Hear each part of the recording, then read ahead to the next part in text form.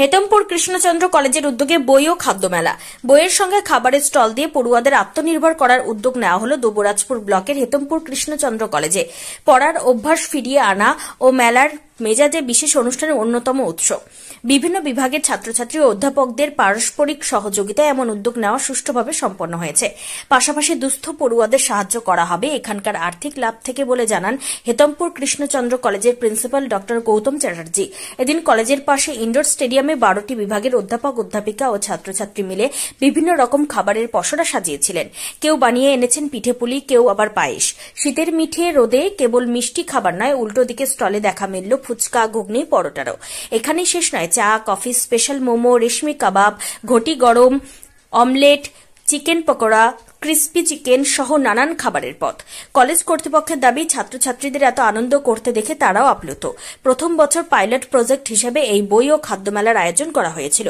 খুব ভালোই সাড়া পাওয়া গিয়েছিল, তাই এই বছরও করা হলো বলে জানান প্রিন্সিপাল ডক্টর গৌতম চ্যাটার্জি। তিনি আরও জানান, ছাত্রছাত্রীরা অনেকেই নিজের হাতে খাবার তৈরি করেছে। বেশ কয়েকটি স্টল তৈরি করে সেখানে সেই খাবার বিক্রি করেছে তারা।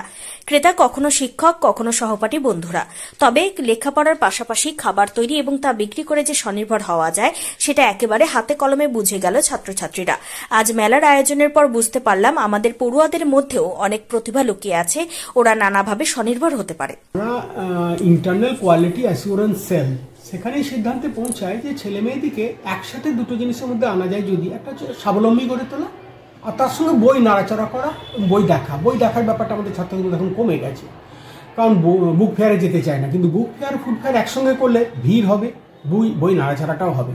এবং আমরা চাইছি পেটের খিদে মনের খিদে একসাথে মেটে এমন একটা জায়গা, এবং এর যে লাভ হবে, প্রফিট হবে, তার একটা অংশ আমরা দুস্থ ছাত্রছাত্রীদেরকে দেবো, এই ভাবনা চিন্তায় আছে। যারা এডুকেশনাল ট্যুর করতে পারে না পয়সার অভাবে, তাদেরকে এই লাভ থেকে দেবো। প্রত্যেক বিভাগ, ধরুন ফিজিক্স বিভাগ, কেমিস্ট্রি বিভাগ, বাংলা বিভাগ, ইতিহাস বিভাগ, ধরুন 12টা বিভাগ স্টল বসিয়েছে, এবং সেখানকে অধ্যাপক অধ্যাপিকারা এবং ছাত্রছাত্রীরা এটা সবাই মিলেই কাজটা করছেন। মানে অধ্যাপিকাও দেখা যাচ্ছে তৈরি করছেন, ছাত্রীও তৈরি করছেন, ছাত্রও তৈরি করছে।